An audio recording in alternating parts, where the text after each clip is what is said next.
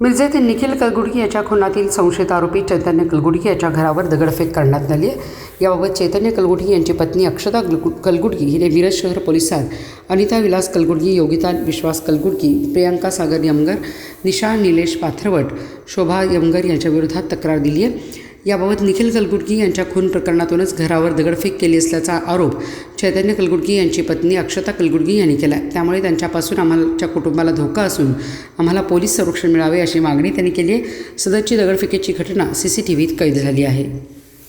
मी सौ अक्षता चैतन्य कलगुडगी, राहणार वडरगल्ली मिरज।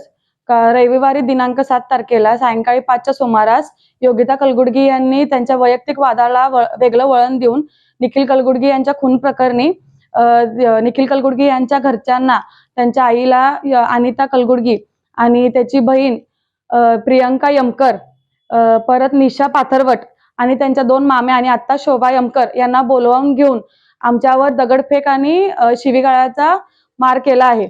आणि त्या प्रकरणी आम्हाला आमच्या घरात आम्ही सगळेजण झोपलेलो होतो आणि त्यांनी अचानकच येऊन आमचा हल्ला केल्यामुळे आम्हाला काही कळेना असं झालं आणि आमच्या घरात 2 लहान मुले होती। मग आम्ही पोलीस स्टेशनला फोन केला।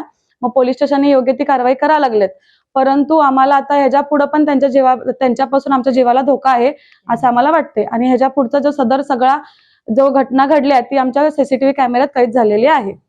मला आमच्या आता पोलीस प्रशासनाकडे एवढीच विनंती आहे की ह्याच्या पुढे आम्हाला योग्य तो न्याय मिळावा आणि संरक्षण मिळावं, कारण की ह्याच्या पुढे पण आम्हाला त्यांच्यापासून धोका आहे। ही घटना परत कधीही घडू शकते। आम्हाला आमच्या पोलीस प्रशासनाकडून योग्य ती कारवाई मिळतच आहे आणि न्याय पण मिळतच आहे। आम्हाला फक्त आमच्या पोलीस प्रशासनाकडून संरक्षण हवं आहे आणि योग्य ती कारवाई करावी CCTV फुटेज पाहून।